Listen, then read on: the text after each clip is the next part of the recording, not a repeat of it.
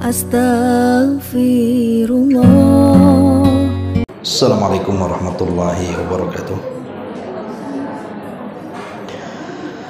Alhamdulillah wassalatu wassalamu ala rasulillah wa ala alihi wa sahbihi wa mawalah wa la hawla wa la quwata illa billahi wa ba'd.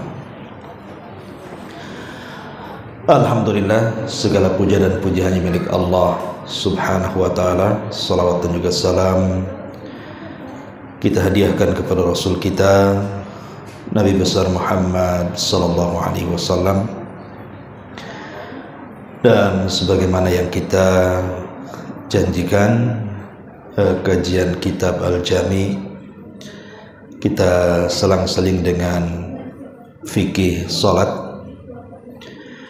Dan untuk memulai kajian salat ini, karena pembahasannya juga banyak, kita mulai dari fadlus salati fil islami, tentang keutamaan salat di dalam Islam. Ma'asyiral muslimat yang dimuliakan Allah subhanahu wa ta'ala, kita tahu bahwa salat ini ibadah yang berbeda dengan ibadah-ibadah rukun Islam yang lainnya. Di antaranya dari segi kewajibannya, di mana salat itu diwajibkan langsung oleh Allah subhanahu wa ta'ala kepada Rasul di Sidratil Muntaha, dan tidak ada perantara antara Allah dengan Rasul kita Muhammad sallallahu alaihi wasallam. Ini yang pertama.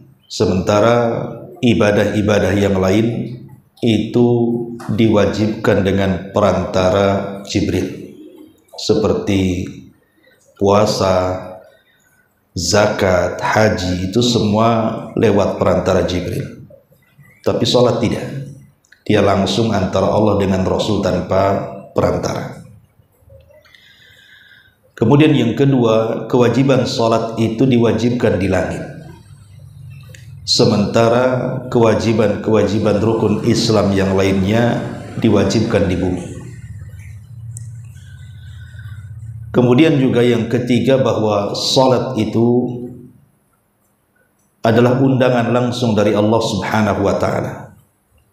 Saat peristiwa kesedihan yang menimpa Rasul karena kematian pamannya Abu Talib, kemudian kematian istri tercintanya Khadijah, belum lagi gangguan yang semakin aktif yang dilancarkan oleh orang-orang musyrik, maka Rasul memberikan hadiah. Allah memberikan hadiah kepada Rasul untuk menenangkan hati Nabi, maka diundanglah sampai ke Sidratil Muntaha. Kemudian yang keempat juga, salat ini satu-satunya ibadah yang menjadi penopang dalam Islam. Nabi Shallallahu Alaihi Wasallam mengatakan bahwa salat itu tiangnya agama. Dalam sebuah hadis yang sahih, Rasul mengatakan, Ra'sul amri al-islamu wa amuduhus salatu wa dhirwatus sanamihil jihadu fi sabilillah. Bahwa pokok urusan hidup manusia itu adalah Islam. Perhatikan Bu, pokok urusan hidup manusia itu adalah Islam. Artinya Islam itu harus lebih banyak dikonsumsi dibandingkan makan dan minum. Kalau makan minum itu 2 atau 3 atau 4 kali makan dalam sehari itu sudah cukup. Tapi Islam tidak. Setiap hentakan nafas kita itu perlu Islam. Makanya kalau kita bicara, bicarakan Islam. Kalau kita ngobrol, ngobrolkan Islam. Kalau kita ngerumpi, ngerumpilah tentang Islam. Kalau kita hendak menulis, tulislah tentang Islam. Karena Islam itu bukan hanya sebatas di masjid, di majelis ta'lim, tapi Islam juga menyeluruh di rumah, pada tetangga, di jalan, di pasar, di kantor. Di semua lini kehidupan manusia itu ada Islam di situ. Karena dia adalah pokok urusan hidup kita. Lah pokok urusan hidup yang mulia Islam ini ditopang dengan sebuah tiang. Lah tiang itulah sholatnya. Kalau saya boleh analogikan seperti ini, Bu. Ibu buat tenda. Tiang tengahnya itu sholat. Sementara pasak-pasaknya itu ya zakat, ya puasa, ya haji. Itulah pasak-pasaknya. Jadi kalau seandainya pasak itu tercabut satu, itu tidak akan roboh tenda. Yang kedua, pasak tercabut, tidak akan roboh tenda. Atau sekalipun semua pasaknya tercabut, tidak akan roboh tenda kalau tiangnya kokoh. Tapi pasak-pasak itu walaupun menancap, tapi yang roboh itu tiangnya, dipastikan tenda itu roboh. Itulah sholat kedudukannya dalam Islam. Dia bisa merobohkan agama. Makanya kemudian Nabi Shallallahu Alaihi Wasallam membedakan antara kita orang Islam dengan orang kafir itu di sholat. Maka siapa yang meninggalkannya bisa kafir. Ini yang belum dipahami di masyarakat. Aneh kita lihat di masyarakat itu. Kalau datang Ramadan, sak preman-preman itu puasa, Bu. Alasannya udah nggak sholat masa nggak puasa katanya. Dia tidak sholat tapi dia puasa kan gitu. Harusnya pentingkan dulu sholat baru mementingkan yang lain. Bahkan ada sebagian orang yang tidak pernah sholat kemudian mereka puasa Ramadan, itu masih memperhatikan sunnah-sunnah Ramadan. Contoh umpamanya kalau buka mereka masih nanya kurma tuh. Mana kurmanya?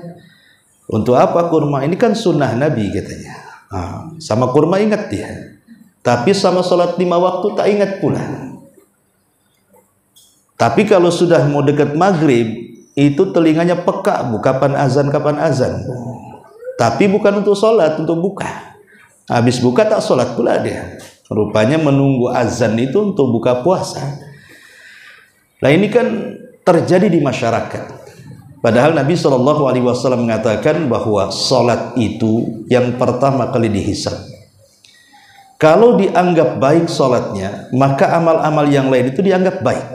Tapi kalau sholatnya tidak dianggap baik, jangan harap yang lainnya juga dianggap baik.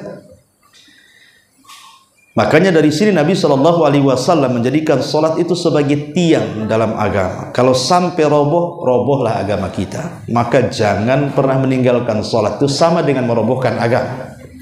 Ya. Baik kita rinci saja per poin biar bisa dicatat tentang keutamaan sholat ini. 1. Sholat ini bisa mencegah perbuatan keji dan kemungkaran. Dan itu difirmankan dalam Al-Quran, Inna salata tanha anil fahsyai wal munkar. Sesungguhnya salat itu bisa mencegah perbuatan keji dan kemungkaran. Artinya baik dosa-dosa lisan, baik dosa-dosa perbuatan, baik dosa-dosa hati, itu semua bisa dicegat dengan salat. Kok bisa? Perhatikan, Bu, dalam salat itu. Dalam sholat itu, Bu, saya, ibu atau siapapun pasti membaca surah Al-Fatihah minimalnya 1 hari itu 17 kali. Dalam surah Al-Fatihah itu ada kalimat ihdinas siratal mustaqim. Ihdinas siratal mustaqim, ya Allah berikan hidayah kepadaku dengan hidayahmu yang lurus, ke jalan yang lurus. Artinya dalam sholat itu kita meminta taufik kepada Allah. Meminta agar Allah memberikan hidayah taufik kepada kita. Dan yang menyadarkan manusia sehingga dia tidak mengucapkan kalimat kecuali yang santun, tidak melakukan kecuali yang sesuai dengan koridor hukum, tidak mungkin juga melakukan kemungkaran, dosa besar, itu karena hidayah. Artinya kalau seandainya doa-doa kita dalam sholat meminta hidayah taufik itu Allah kabulkan, itulah kenapa sholat itu bisa mencegah perbuatan keji dan mungkar. Pertanyaan pun muncul, kenapa ada orang sholat masih riba, masih gibah, masih namimah, masih kemudian bermuamalah dengan muamalah yang tidak baik?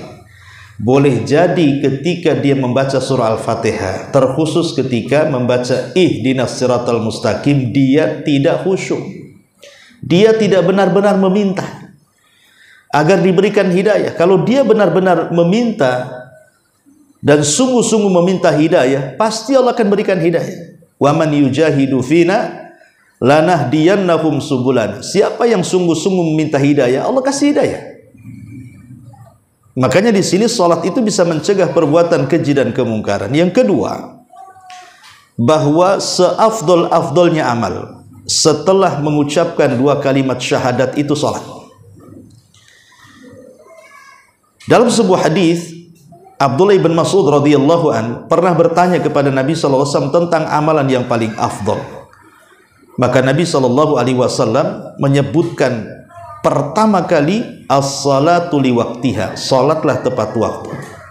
Baru kemudian cerita birrul walidain, kemudian cerita jihad. Bayangkan, salat diutamakan dibandingkan birrul walidain dan dibandingkan jihad.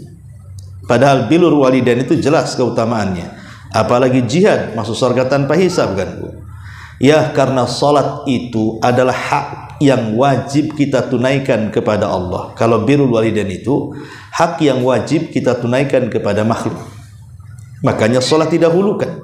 Disitulah kenapa salat itu seafdol-afdolnya amal setelah 2 kalimat syahadat. Kemudian yang ketiga, salat itu bisa menggugurkan dosa. Nabi sallallahu alaihi wasallam pernah mempermisalkan sebuah sungai yang ada di depan rumah. Seandainya Bu, di depan rumah itu ada sungai. Sungai itu mengalir dari sumbernya, jernih, tidak ada kotoran. Kemudian ibu mandi sehari 5 kali. Kira-kira bersih enggak Bu? Bersih lah Bu. Bisa juga masuk angin tuh.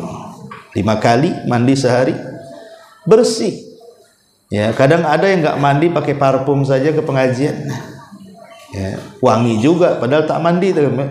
Cemana kalau dia mandi? Ya, mandi 5 kali lagi sehari, bersih lah. Lah disitulah Rasul mengatakan, begitulah salat 5 waktu. Seperti Anda mandi 5 kali dalam sehari, bersih itulah juga salat 5 waktu bisa membersihkan dosa-dosa kita. Ini yang ketiga. Yang keempat, bukan hanya membersihkan dosa-dosa kita. Setiap kita salat gugur dosa kita, setiap kita salat gugur dosa kita. Tapi lebih daripada itu, keburukan-keburukan kita itu bisa dihapuskan. Dalam sebuah hadis Nabi SAW mengatakan, as-salawatul khamsu wal jum'atu ilal jum'ati wa ramadhan ila ramadhan mukaffiratun lima bainahunna idza ijtunibatil kabair. Dari salat 5 waktu ke salat 5 waktu berikutnya, artinya dari zuhur ke asar, asar ke maghrib, maghrib ke isya, isya ke subuh, subuh ke zuhur lagi, dan begitu seterusnya Bu. Antara 2 salat itu, kalau kita betul-betul tadi subuh salat dengan baik, nanti sebentar lagi zuhur salat dengan baik, kemudian asar salat dengan baik, maka antara subuh dengan zuhur di tengah-tengahnya Bu, itu keburukan-keburukan kita akan dihapus. Nah ini kan luar biasa. Ya, ini yang keempat. Yang kelima, salat ini nurun li sahibiha. Dia akan menjadi cahaya bagi pemiliknya. Tidak hanya di dunia cahaya itu, tetapi juga cahaya itu akan menerangi dalam kuburannya. Bahkan akan menolong saat kita berada di titian yang gelap gulita, akan dimunculkan cahaya itu. Dalam sebuah hadis, Nabi SAW mengatakan, hadis yang dari sahabat Abdullah ibn Umar radhiyallahu anhuma. Jadi Nabi SAW satu hari menyebutkan kepada kami para sahabat tentang keutamaan salat. Apa kata Rasul? Man hafadha 'alaiha kanat lahu nuran wa burhanan wa najatan yaumal qiyamah. Walam yuhafid 'alaiha lam yakun lahu nurun wala burhanun wala najatun wa kana yaumal qiyamati ma'a Qarun wa Fir'aun wa Haman wa Ubay ibn Ka'b. Apa kata Rasul? Barang siapa yang menjaga salat, ibu menjaga salat 5 waktu, maka dia akan memperoleh cahaya, bukti dan keselamatan. 3 keutamaan. Pertama cahaya, yang kedua bukti, dan yang ketiga keselamatan. Kapan itu? Pada hari kiamat. Tapi lihat sebaliknya. Orang yang tidak menjaga salat, kata Rasul, dia tidak akan punya cahaya, dia tidak akan punya bukti di hadapan Allah, dan dia tidak akan selamat pada hari kiamat. Bahkan lebih parah lagi, kata Rasul, nanti pada hari kiamat nerakanya akan disamakan dengan Qarun, dengan Fir'aun, dengan Haman, dan dengan Ubay ibn Khalafid. Subhanallah, ini bukan main-main ancamannya, ya. Jadi orang yang meninggalkan salat itu, Bu, mereka satu neraka dengan Fir'aun, dengan Haman, dengan Qarun, dan dengan Ubay ibn Ka'ab. Subhanallah. Kenapa kemudian digabungkan dengan orang-orang brengsek kayak gini, Bu? Ya. Qarun itu, atau Haman, atau Fir'aun, ataupun Ubay ini, pertama, di sini Rasul mengurut dengan sebutan Fir'aun. Kenapa Fir'aun itu tidak mau mengikuti ajakan Nabi Musa? Congkak, karena dia merasa berkuasa. Kenapa kemudian Haman juga ikut-ikutan menjadi penghasut Fir'aun sehingga memusuhi Nabi Musa? Karena dia penjilat pemerintah, menteri penjilat, Haman itu. Kenapa kemudian Qarun juga sama menolak ajakan Nabi Musa? Karena dia merasa kaya, Musa miskin. Kenapa Ubay ibn Khalaf dia memusuhi Nabi SAW? Karena dia merasa pedagang paling hebat, paling sukses di zaman itu. Dari sini kita tahu bahwa 4 perkara yang melalaikan salat. Pertama kekuasaan, yang kedua menjilat penguasa, yang ketiga perniagaan, dan yang keempat kekayaan. Itu yang menjadikan orang itu lalai dari salat. Pertama kekuasaan. Kekuasaan itu melalaikan manusia dari salat, dari mengingat Allah Subhanahu wa taala, karena otaknya hanya bagaimana caranya berkuasa, enggak peduli dengan Allah Azza wa Jalla. Begitu juga para penjilatnya. Begitu juga sebuah peniaga, kalau dia sudah terhubung hatinya dengan harta, dia lupa dengan Allah itu. Begitu juga orang kaya. Kaya itu sering saya katakan dia sirru tughyan, rahasia bejatnya orang. Orang kalau sudah kaya itu jarang ingat Allah, Bu. Karena apa? Karena alat maksiat ada di tangannya. Kekayaan, dia bisa apa saja dengan uangnya. Nah, di sini Nabi SAW mengatakan bahwa orang yang menjaga salat itu, maka mereka akan diberikan cahaya. Lihat wajah-wajah orang salat itu. Wajah-wajah orang salat itu bersinar, di dunia saja bersinar, karena mereka selalu dibasuh dengan air wudhu. Nggak perlu, Bu, pakai skincare, Bu, ya, biar ngejreng wajahnya. Wudhu saja itu sudah bisa merawat kulit wajah Ibu itu. Coba orang yang nggak pernah sholat, nggak pernah wudhu itu, walaupun mereka pakai lipstik, pakai apa benda macam-macam itu, iya, ketika pakai bedak aja menor, kena hujan habislah tuh, ya. Jadi sholat ini di dunia saja memberikan cahaya, apalagi dalam kubur. Sementara kubur itu kan dasarnya gelap, Bu. Tapi orang yang senantiasa menjaga sholat, maka kuburannya akan terang. Dan kelak pada hari kiamat juga cahaya orang salat itu akan menerangi titian, sehingga orang yang melintas titian itu mereka tidak akan jatuh. Ya, karena orang jatuh itu kan karena gelap, Bu. Bisa nabrak sana nabrak sini, ya. Ini yang kelima. Yang keenam, Allah Subhanahu wa taala akan mengangkat derajat orang yang salat. Jadi nanti pada hari kiamat kalau Allah takdirkan masuk surga, maka sorga orang-orang yang menjaga sholat itu berbeda dengan sorga-sorga yang lainnya. Orang kalau gemar sholat di dunia, maka dia akan ditingkatkan derajatnya di sorga. Dalam sebuah hadis, Nabi SAW bersabda dalam hadis Buraidah radhiyallahu anhu, ketika bicara soal keutamaan sholat isya dan sholat subuh, kata Nabi SAW, basyaril masya'ina fi dhulami ilal masajid bin nuri tam yaumal qiyamah. Hadis daripada Thauban maula Rasulullah sallallahu alaihi wasallam, hadis Thauban maula Nabi sallallahu alaihi wasallam, kata Nabi sallallahu alaihi wasallam, "Alaika bi kathratis sujud, fa innaka la tasjud lillahi sajdatan illa rafa'aka Allahu biha darajatan."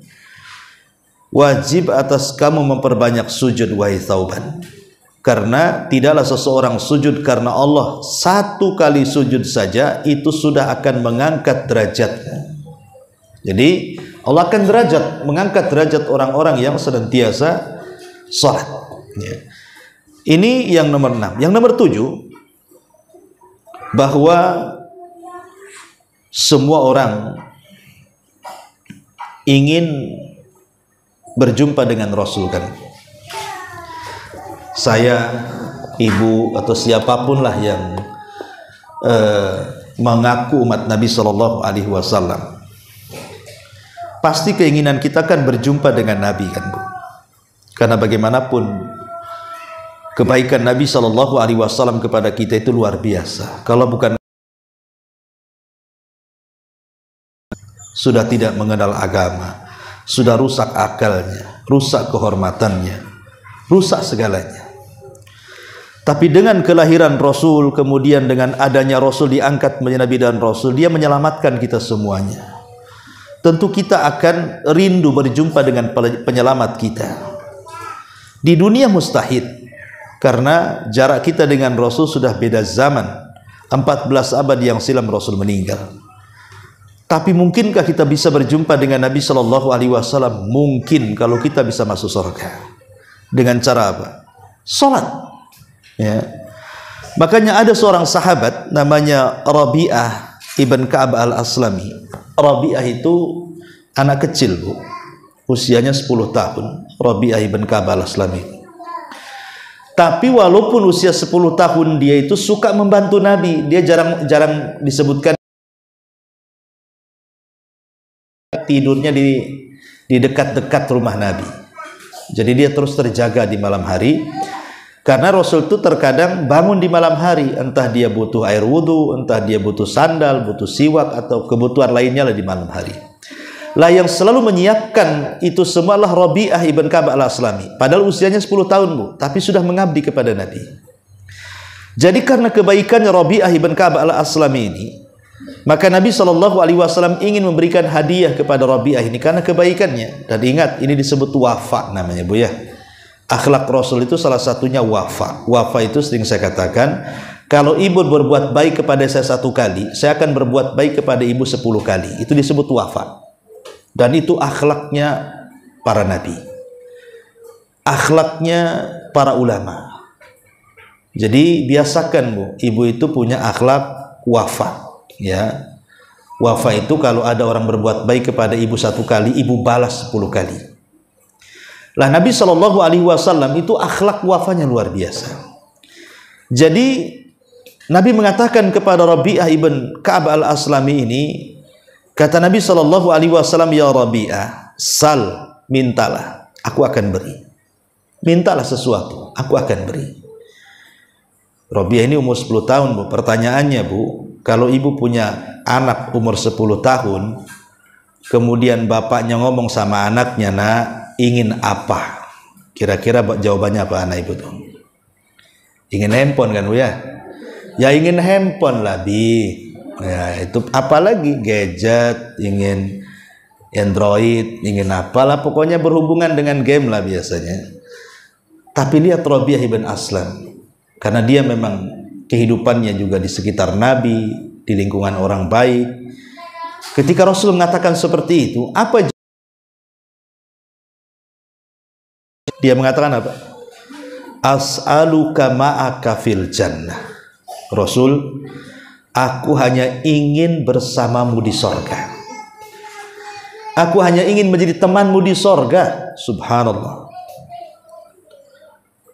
Apakah Nabi Sallallahu Alaihi Wasallam menolak? Tidak.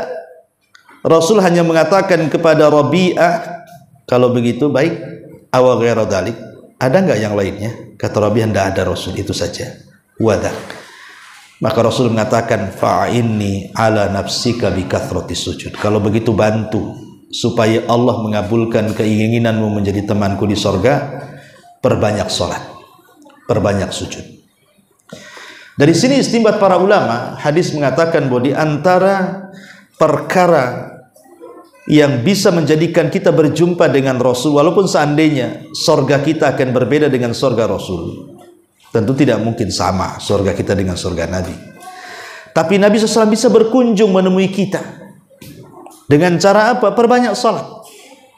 Ya, ini juga diantara keutamaan yang disebutkan oleh para ulama. Kemudian yang nomor 8, bahwa semata-mata berjalan kaki ke masjid untuk sholat, itu setiap langkahnya saja sudah dicatat pahala, dihapuskan dosa dan diangkat derajat. Itu jalan kakinya, Bu, belum sholatnya, baru jalan kakinya.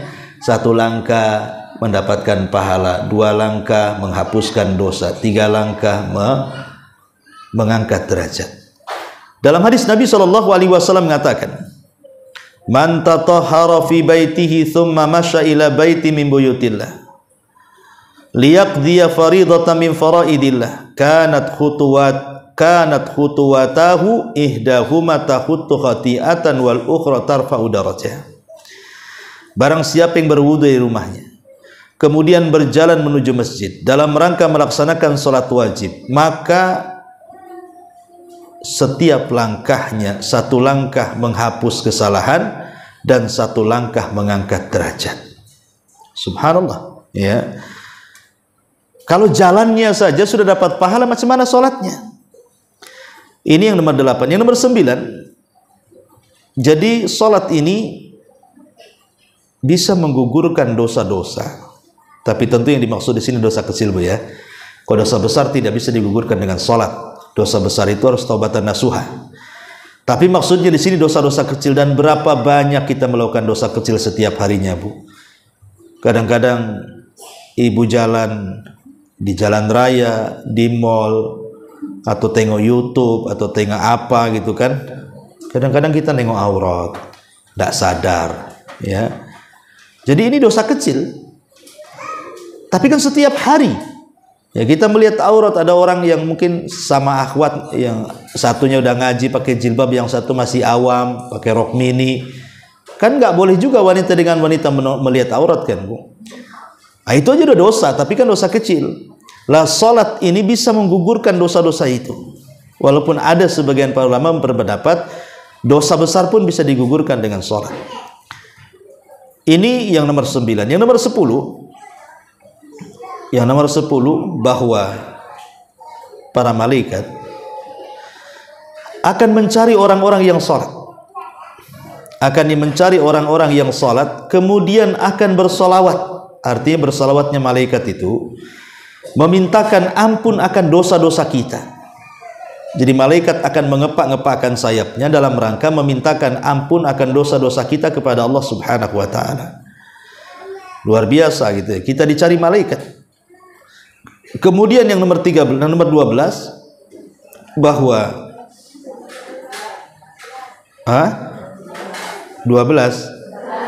11 maunya cepet-cepet aja nih. 11 ya.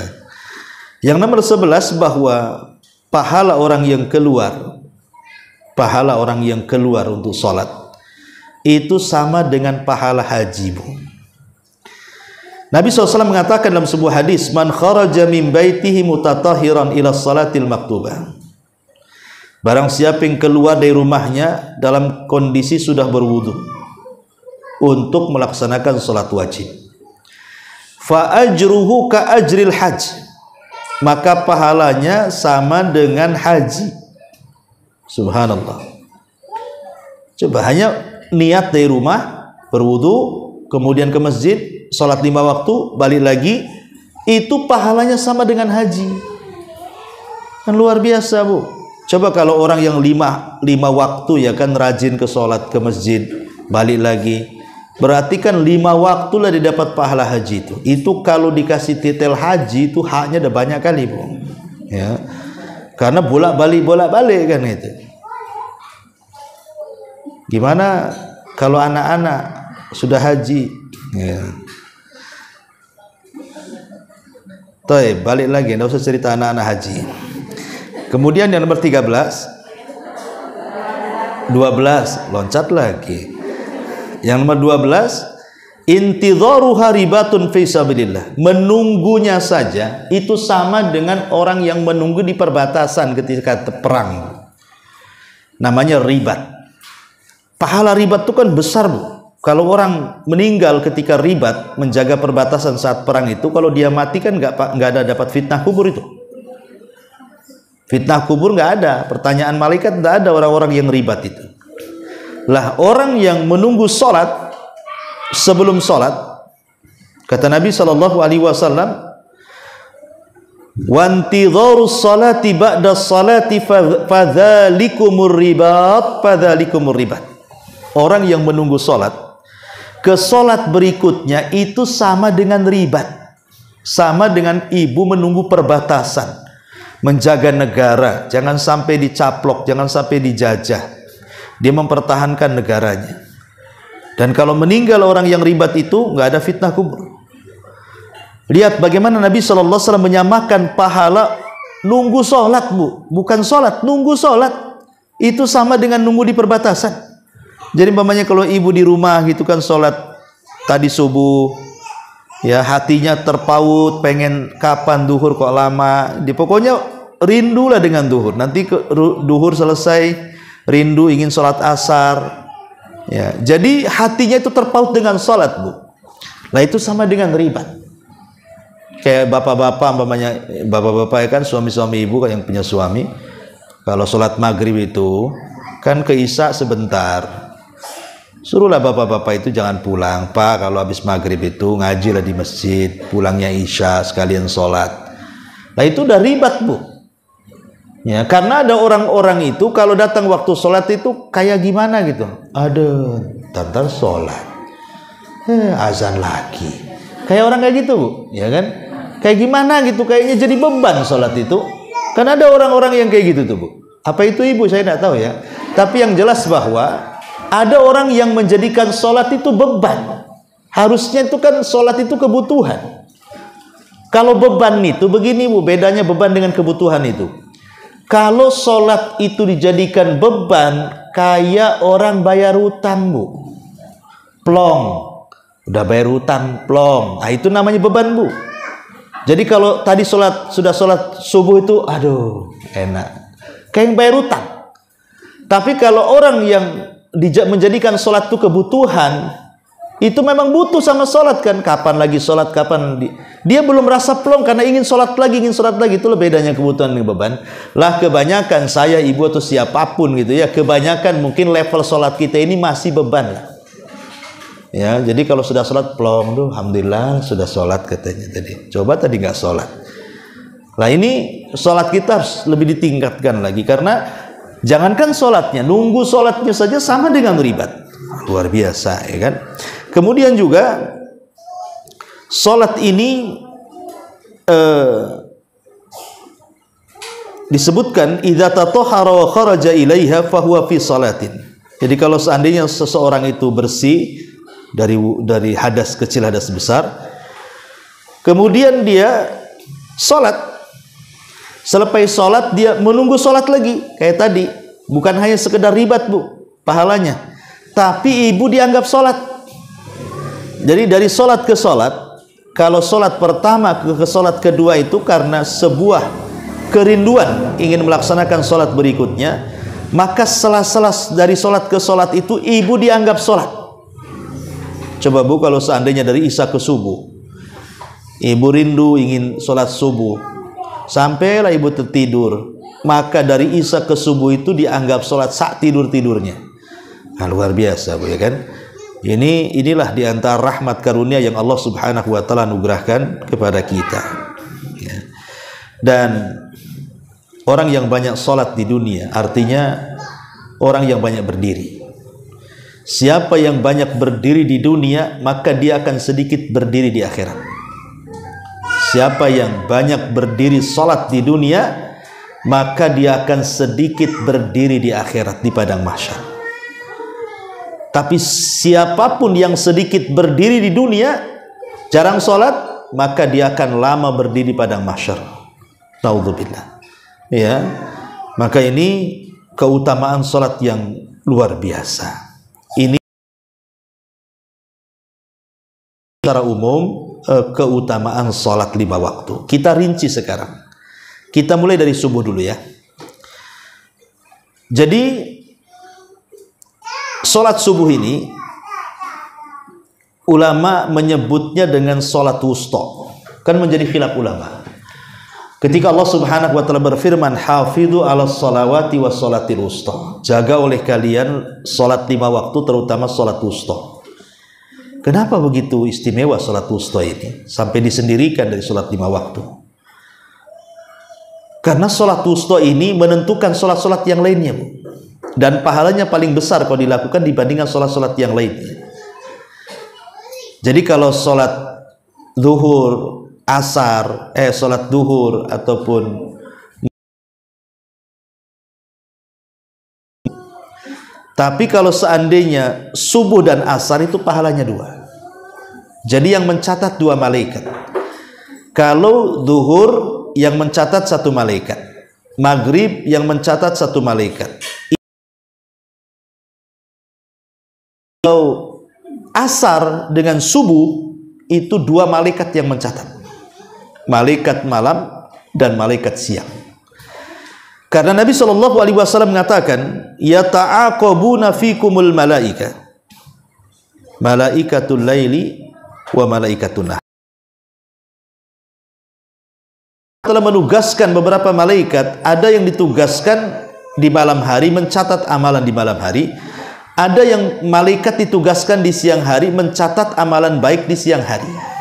Dan di siang hari itu ibu ngapain aja? Silaturahim, jenguk orang sakit, mengucapkan kalimat santun, berzikir, membaca Quran, pokoknya amalan apalah di siang hari itu dicatat oleh malaikat siang hari.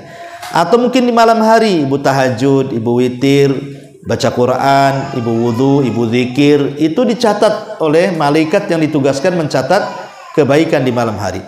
Lah 2 malaikat ini, Bu, baik yang malaikat ditugaskan di malam atau di siang hari, itu bertemunya di 2 salat, Bu. Pertama salat asar, yang kedua salat subuh. Itu pertemuan 2 malaikat tadi. Makanya ketika Allah Subhanahu wa taala bertanya kepada 2 malaikat ini, "Ma taraktum ibadi?" Apa yang kau tinggalkan? Sedang apa hamba-hambaku? Maka malaikat ini mengatakan, "Atainahum wa hum yusallun wa taraknahum wa hum yusallun." Kami datang, mereka sedang salat, kami tinggalkan, mereka sedang salat. Artinya kami datang, mereka sedang salat asar. Dan kami tinggalkan, mereka sedang salat asar. Kemudian malaikat satunya yang bertugas di malam hari juga ngomong, kami tinggalkan, mereka sedang sholat subuh, kami datang, mereka sedang sholat subuh, dan kami tinggalkan, mereka sedang sholat subuh.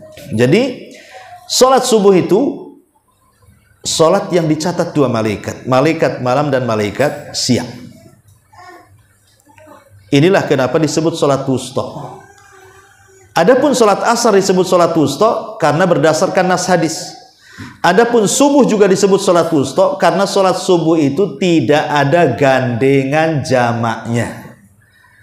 Yang ada gandengan jamak itu kan kalau zuhur dengan asar, Bu. Itu gandengan jamak namanya. Bisa takhir, bisa takdim kan, Bu. Kemudian maghrib dengan isya. Bisa takhir, bisa takdim. Ini kalau subuh ini dia jomblo, Bu. Dia tidak bisa ditarik ke atas, nggak bisa ditarik ke bawah.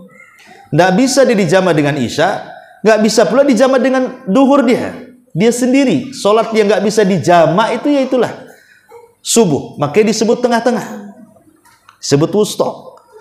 Jadi inilah diantara keistimewaan sholat subuh itu karena dia sholat wusta, sholat yang diistimewakan. Apalagi Nabi Shallallahu Alaihi Wasallam mengatakan, man shalla subha fi jama'atin fahuwa fi dhimmatillah. Siapa yang sholat subuh berjamaah, maka dia berada dalam lindungan Allah. Jadi 1 hari itu akan dilindungi. Dilindungi dari apa? Dari apa saja yang membahayakan ibu akan dilindungi oleh Allah Subhanahu wa taala. Bahkan dengan tegas Nabi sallallahu alaihi wasallam mengatakan, man hafadha ala baradaini dakhalal jannah. Siapa yang menjaga 2 barad, maka dia dipastikan masuk surga. Apa 2 barad di sini? Maka Rasul mengatakan salat subuh dan salat asar. Lihat, Orang yang menjaga sholat subuh itu ada jaminan surga. Karena memang tidak semua orang yang bisa melaksanakan subuh. Sholat yang paling berat dilakukan orang munafik itu sholat subuh. Orang munafik itu kalau bangun sudah terbit matahari, ya, karena berat untuk melaksanakan subuh itu. Apalagi subuh itu kalau dilaksanakan, Bu, itu bisa menjadikan waktu yang sangat berkah bagi kehidupan kita, karena malaikat sedang turun dan menyaksikan. Dalam Al-Quran Allah mengatakan apa? Inna Qur'anal fajri kana mashhuda. Sesungguhnya bacaan Quran di waktu fajar itu disaksikan para malaikat. Makanya Rasulullah SAW itu biasa memanjangkan bacaan di sholat subuh. Berbeda dengan sholat-sholat yang lainnya, Rasul itu sedang atau singkat. Kalau kayak maghrib itu kan singkat, isya sedang, subuh ini panjang. Rasul biasanya kalau sholat subuh itu tidak kurang dari 100 ayat dia baca, Bu. Nah, ibu biasakan subuh itu agak panjang. Ustaz nggak ada hafalan, cuman ini aja juz amma. Ya nggak apa-apa juz amma. Ibu baca inna a'tayna, nah, nanti selesai baca kulhu, nah, selesai baca al-falaq, kan gitu, Bu, ya. Sambung-sambungkan aja lah. Nah, supaya lebih panjang lagi. Apalagi kalau ibu bisa An-Naba, oh itu luar biasa, Bu. Ya, oh nggak bisa Ustaz, lam yakunil aja terbolak-balik saya. Ya nggak apa-apa, yang pendek-pendek saja, karena sholat wajib itu tidak boleh memaksakan bacaan, Bu. Karena ada orang yang memaksakan bacaan sampai pegang mushaf, nggak boleh. Bolehnya sholat pegang mushaf itu hanya sholat sunnah. Ibu kalau tahajud pengen lama, nggak banyak hafalan, boleh pegang mushaf. Tapi kalau sholat wajib nggak boleh, Bu, karena ada perintah dari Allah dalam Al-Quran, faqra'u ma tayassara minal Quran. Bacalah dari yang mudah yang kau hafal dari Quran. Jangan memaksakan. Kalau ibu hafalnya inna a'tayna, ya sudah inna a'tayna saja. Nggak usah sok-sokan Al-Baqarah, ya. Hafal pun tidak. Ya, jadi ini yang harus dipahami tentang keutamaan salat fajar ini. Apalagi salat fajar ini, Bu, itu waktu yang sangat diberkahi karena sudah masuk waktu pagi. Nabi SAW sampai mengatakan dalam doanya itu, Allahumma barik li ummati fi bukuriha. Ya Allah, berkahi umatku di waktu paginya. Coba, waktu fajar itu waktu berkah, Bu. Waktu sangat berkah, dan keberkahannya akan terus sampai terbit matahari. Mulai dari menyingsing fajar sodik sampai terbit matahari, itu waktu sangat berkah. Jangan disia-siakan. Ya, karena di waktu itu rizki kita dirahasiakan. Maka jangan suka tidur di waktu setelah subuh, kecuali kalau memang malamnya begadang karena kerja, atau karena sakit, atau karena lelah, pegel-pegel, terpaksalah harus tidur setelah subuh, maka para ulama membolehkan, tidak ada dosa. Cuman kalau memang membiasakan tidur setelah subuh itu tidak baik. Ulama mengatakan makruh, tidak baik, dibenci. Karena itu waktu berkah.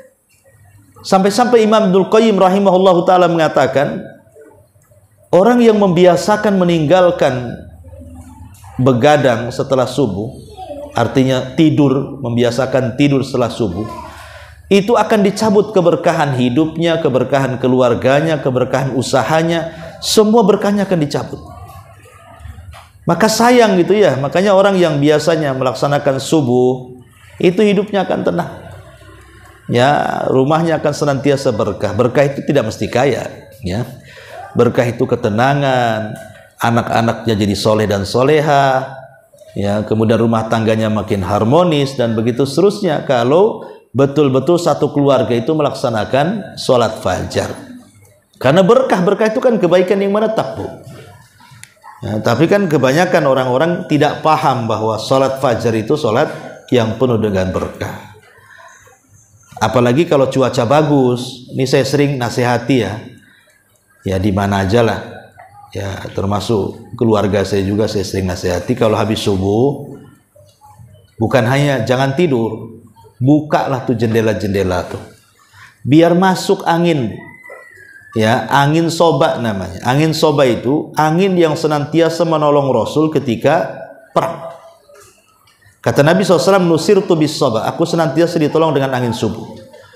Maka biarkan angin itu masuk, ya, supaya ya selain daripada masuk. Makanya kalau ibu lihat riwayat-riwayat tentang wanita-wanita di zaman Nabi yang ke masjid sholat jamaah itu tidak pernah ibu dapat di riwayatnya kecuali sholat subuh. Bukan berarti sholat jamaah bagi wanita selain subuh tak boleh, boleh, asal memenuhi syarat. Cuman kan maksudnya kalau kita melihat riwayat dari sahabiah wanita-wanita di zaman Nabi, kalau ke masjid itu hanya ada di sholat subuh. Kenapa? Setelah dijelaskan oleh para ulama, karena salah satu hikmahnya adalah riyadhiyah. Jadi wanita-wanita di zaman Rasul itu sekalian subuh itu sekalian olahraga. Mereka jalan kaki dari rumahnya ke masjid, kemudian jalan kaki dari masjid ke rumahnya sekalian olahraga, karena di situ ada angin sehat, angin yang menyegarkan yang disebut dengan angin soba. Ini kalau cuaca bagus, Bu. Kalau cuaca hujan deras ya nggak usah ke masjid, hujan-hujanan kan, masuk angin nanti ya. Jadi ini diantara keutamaannya banyak sekali ya, sholat subuh itu. Saya rinci sajalah. Yang pertama ya, biar enak nulisnya, orang yang sholat subuh berjamaah. Ustadz, gimana kalau nggak berjamaah? Kami kan wanita lebih di rumah. Ya sama, Bu, ibu sholat di rumah dengan bapak sholat di masjid itu hukumnya sama. Kata Nabi SAW, man shallal isya'a fi jama'atin faka'annama qama nisfal laili, wa man shallal fajra fi jama'atin faka'annama qama minal laili kulli. Siapa yang sholat isya berjamaah seolah-olah dia menghidupkan separuh malam dengan sholat. Siapa yang disusul dengan fajar berjamaah maka seolah-olah dia menghabiskan satu malam sholat. Luar biasa, Bu. Jadi isya separuh, subuh separuh, kalau digabung berarti semua malam dia hidupkan untuk sholat. Maka jangan meninggalkan sholat jamaah. Bagi perempuan kan di rumah, Bu, minimal sholat tepat waktu supaya pahalanya sama dengan bapak-bapak ya. Ini yang pertama. Yang kedua, tadi saya disebutkan bahwa sholat subuh itu ada jaminan dari Allah. Kita dijamin oleh Allah keselamatan.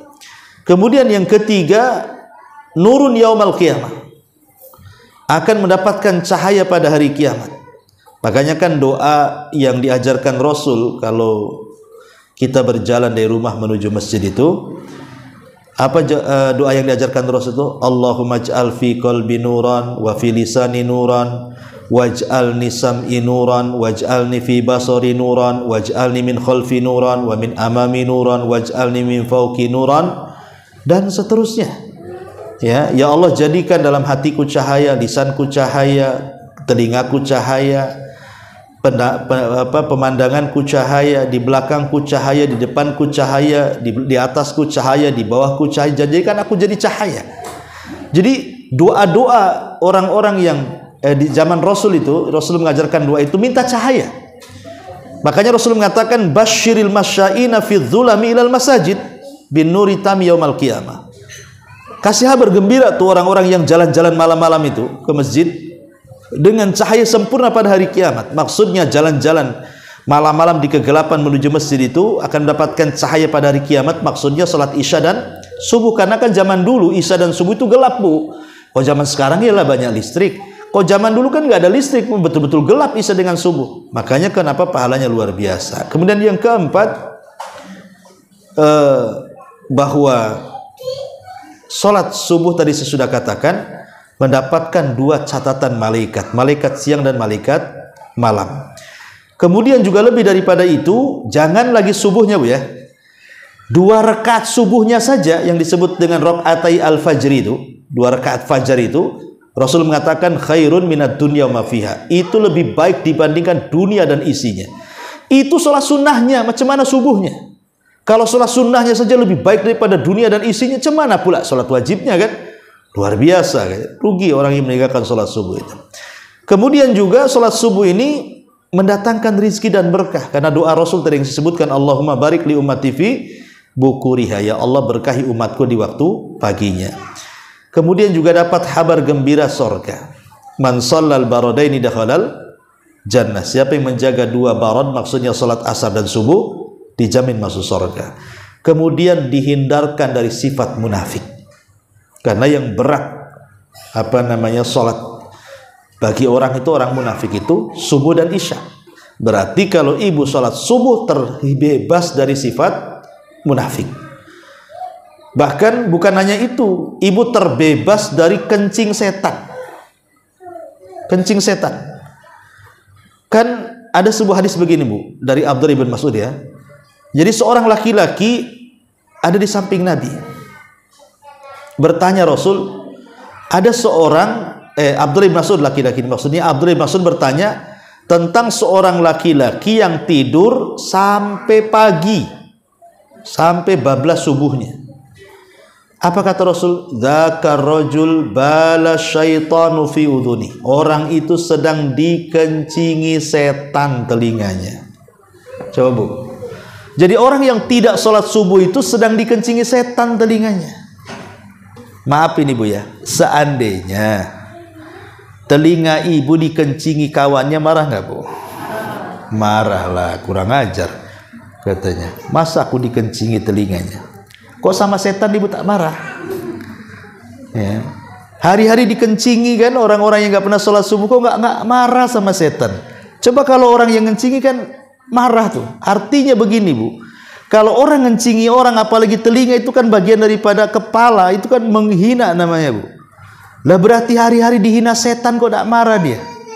Nah, ini yang jadi masalah. Ya, jadi dia sedang dihinakan setan. Berarti orang yang bangun subuh, dia sudah menghilangkan kehinaan setan. Ada yang memaknai seperti itu. Makna yang kedua, dikencingi setan, artinya telinganya disumpal oleh kencing setan sehingga susah mendapatkan nasihat. Maka lihat Bu, orang-orang yang degil kalau nasihati itu berarti subuhnya masalah tuh. Ya, karena kesumpel tuh itu sama kencing setan, nasihat pun tidak masuk. Ya. Jadi hidayah ditutup di telinganya, naudzubillah. Ya, termasuk juga jelek jiwanya. Orang yang meninggalkan subuh itu pasti jelek jiwanya, dan kehidupannya pasti banyak masalah yang tidak tahu apa sebabnya. Karena ada hadis Muslim yang mengatakan, yaqidu syaitan ala qafiyati rasi ahadikum id huwa nam thalatha uqadin. Jadi setan itu mengikat di tengkuk salah seorang di antara kalian ketika dia tidur 3 ikatan. Kemudian 1 ikatan setan akan memantra-mantrai dan mengatakan, nim alaika lailun tawil, tidur malam masih panjang. Padahal dah subuh tuh.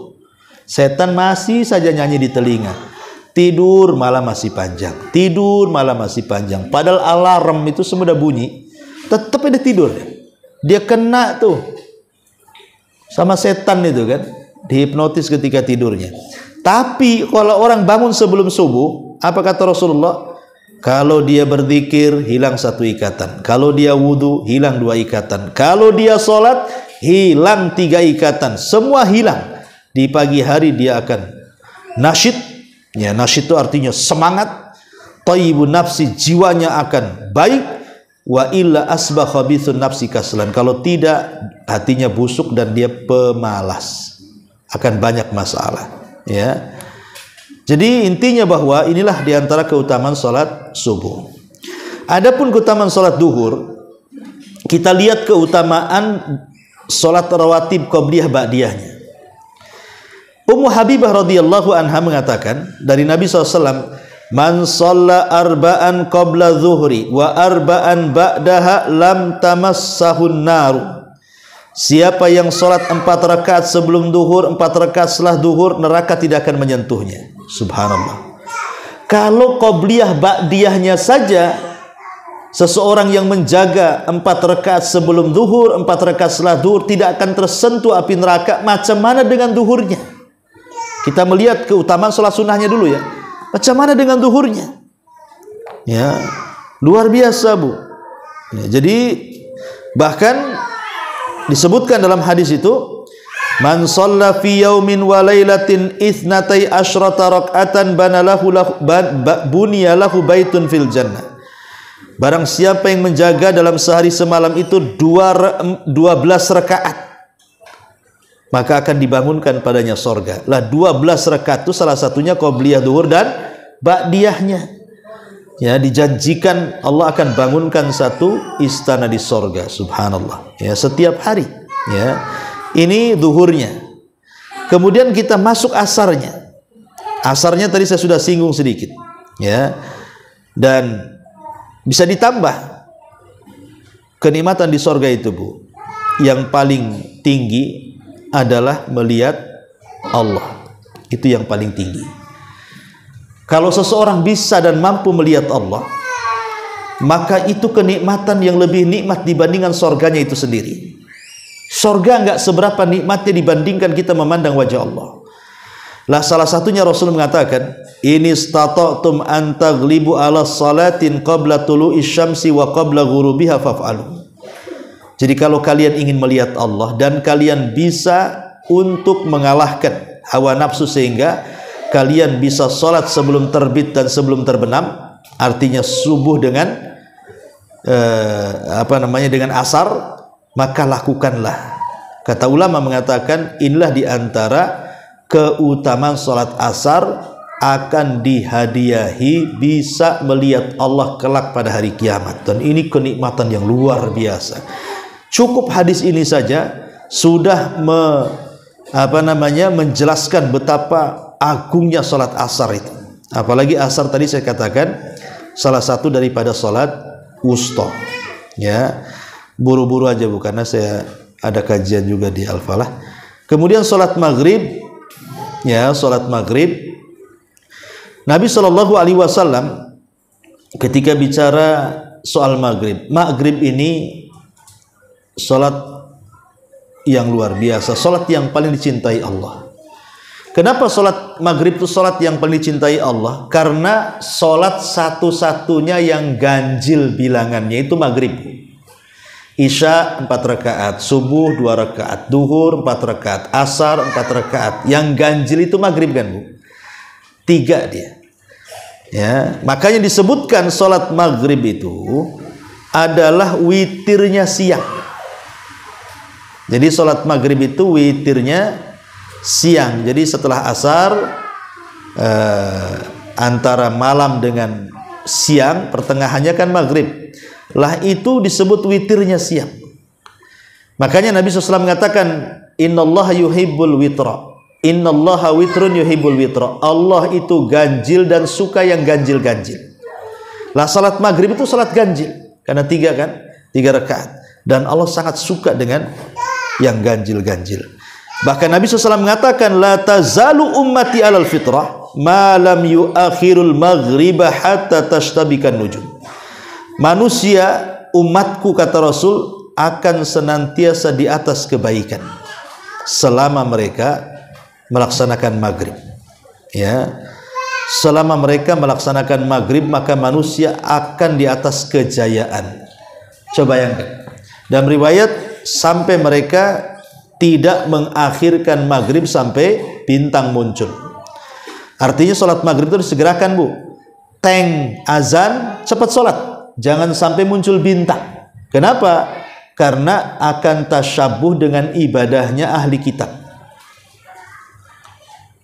Makanya di sini Nabi SAW mengatakan apa? Manusia ini, maksudnya umatku kata Rasul, akan senantiasa di atas kejayaan. Artinya akan jaya, tidak mudah dikalahkan musuh-musuhnya selama mereka tidak mengakhirkan maghrib sampai bintang muncul. Lalu apa kejayaan dengan maghrib? Karena sholat maghrib itu menyelisihi ahli kitab, dan dalam penyelisihan itu ada kejayaan. Dan yang terakhir, sholat isya, jelas tadi kalau sholat isya berjamaah dia akan mendapatkan setengah malam dia habiskan untuk sholat malam gitu ya. Dan kalau ditambah dengan subuh berarti 1 malam suntuk dia gunakan untuk sholat. Bahkan orang yang menjaga sholat isya maka dia akan terbebas dari sifat nifak, dan orang yang menjaga sholat isya itu sama mendapatkan separuh sholat malam. Inilah diantara keutamaan secara umum sholat 5 waktu dan keutamaan khusus sholat 5 waktu. Wallahu a'lam bu. Sampai di sini nampaknya tidak ada tanya jawab karena sudah jam 9.41. Saya harus kalfalah kan, waktunya juga singkat. Insyaallah minggu depan kita buka tanya jawab. Subhanakallah bihamdika asyhadu an la ilaha illa anta astaghfiruka wa atubu ilaik. Allahu ta'ala alam. Assalamualaikum warahmatullahi wabarakatuh.